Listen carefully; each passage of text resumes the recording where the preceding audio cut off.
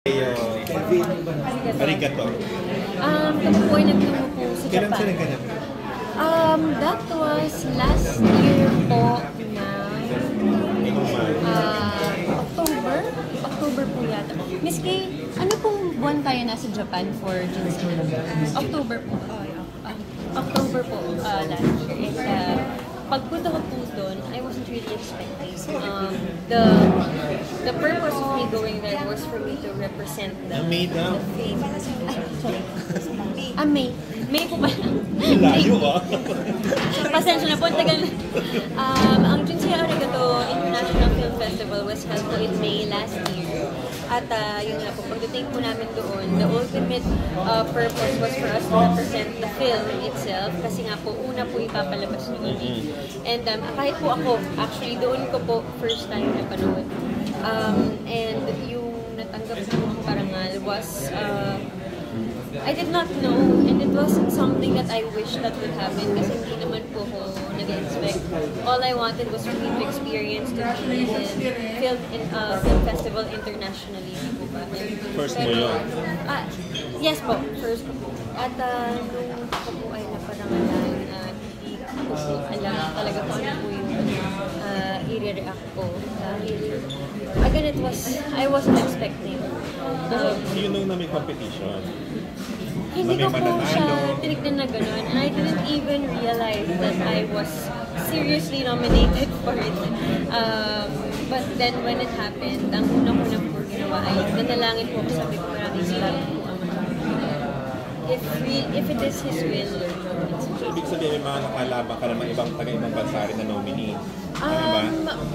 Yes po, pero yun nga po, ako rin po kasi pagdating po sa mga ganyan, I don't really go into the details of sino ba yung mga kasama, kasi gusto ko po yung spontaneity ng experience.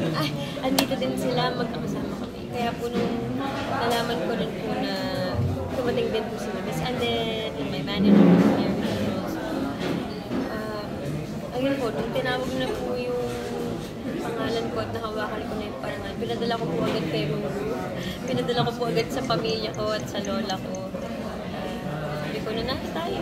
Ano reaction ni Ruru nung sinend mo yung Umiyak po siya. Umiyak po siya para sa akin kasi sabi niya, alam po niya yung hirap ko. Alam po niya yung dedikasyon ko po para sa ginagawa ko. Alam po niya na hindi po biro. Kaya po sabi niya, you deserve it, mahal. I'm proud of you. So bago pa na manalo si Ruru, nauna ka pala, international yung sa'yo.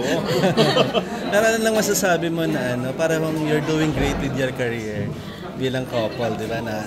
Nanalo siya, nanalo ka, parang gano'n. Ruru and I are in such grateful places right now. At kung nasaan man po kami ngayon, hindi naman po ito lahat din posible kung hindi po kami nagtiwala sa amin. I think yun yung sikreto namin, yun po yung pinanghawakan namin na alongside our hard work, alongside the good relationships that we build, yung pagmamahal po namin sa talento namin ay inaalay po namin sa everything up to Him. And ang sarap lang po na ganito po yung balik. Of course, ang buhay naman po hindi palagi maganda ang nangyayari.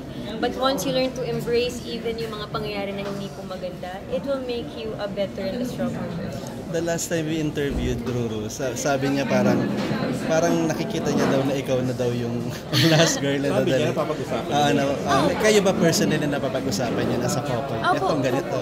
Yes, kasi ayun nga po, 7 taon na din po kami. And Ruru and I, the way we think, we love each other how we love each other. Hindi po yun para sa ipaliwanag po namin o patunayan namin sa mga tao kung ano yung pagmamahal na meron kami para sa isa't isa. Masaya kami, nagmamahalan kami. And our relationship is guided by our faith. At yun po, masaya na. Yun po ang nagdadala sa natatakot ka ba sa 7 years relationship na parang after 7-year itch. 7 year itch. Lagi nga po yan na nababanggit sa amin kasi nga po 7 years na kami. Pero sa totoo lang, kami po ni Ruru, I think it's how you set your mind kayong dalawa, kung paano po namin tignan at alagaan yung relasyon. I think it will happen if you think it will happen, if you manifest it. Pero parang kami naman po ni Ruru, we are both well aware na kahit naman po nung hindi pa kami 7 years, ang dami na rin po namin pinagdaanan. And even after 7 years, we don't know, meron at merong mangyayari. Sabi niya, So, kailangan na po kasi Last na lang po. Ano lang yung isang dream wedding ni Bianca? Kung sakali. secret. Parang kay Ruru po dapat Hindi ito. ka. Hindi ko kay Bianca. May dream wedding ako, pero ang mahalaga nandun yung lola. Ayun lang. Okay. Lola ko maghahatid sa akin. Thank you. Wait lang po.